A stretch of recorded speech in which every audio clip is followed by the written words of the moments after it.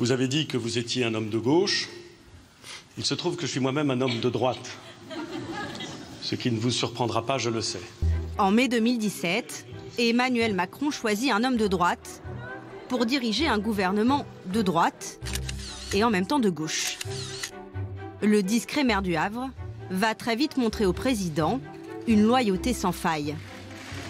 Depuis un mois, le président de la République a su incarner, en France comme sur la scène internationale, la confiance, la volonté et l'audace.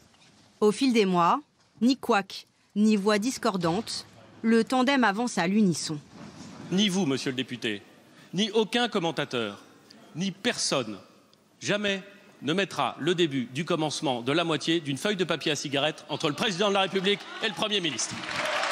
En bon soldat, Édouard Philippe n'a pas peur de monter au front pour mener ses réformes dans un climat social hyper tendu. Sur la création d'un régime universel de retraite, ma détermination, celle du gouvernement, celle de l'ensemble de la majorité est totale. Je le dis calmement, elle est totale. Hier encore, à la veille du départ d'Édouard Philippe, Emmanuel Macron saluait cette bonne relation avec son Premier ministre. Depuis 3 ans, à mes côtés, il mène avec les gouvernements successifs un travail remarquable. Nous avons une relation de confiance qui est d'un certain point de vue unique à l'échelle de la Ve République. Mais ces derniers mois, des rumeurs de tension au sein du couple exécutif se sont propagées. Interrogé sur la question, Édouard Philippe répond sèchement. Passer plus de 2 secondes à écrire, à parler, à s'interroger sur ce genre de sujet me laisse très, très circonspect.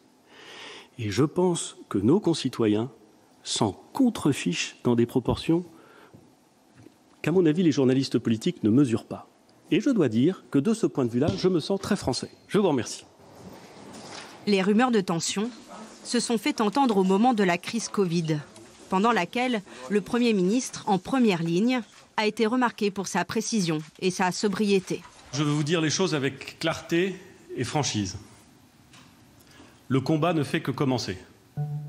Et dans les sondages, c'est exactement là où leurs chemins se sont séparés.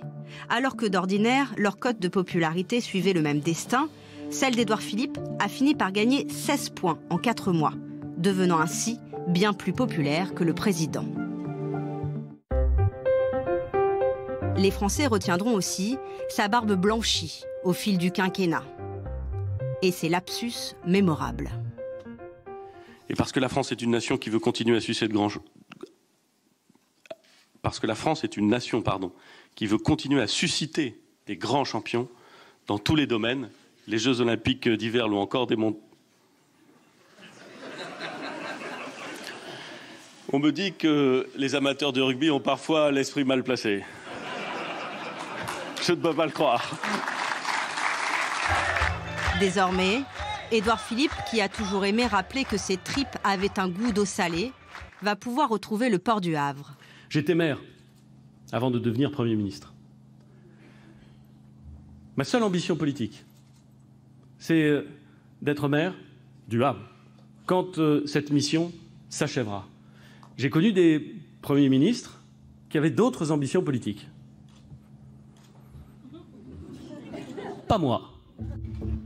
Pas d'ambition présidentielle? Vraiment, s'interrogent certains. En attendant, Emmanuel Macron a demandé à son rival potentiel de réorganiser la majorité présidentielle en vue de 2022. Le Havrais a accepté.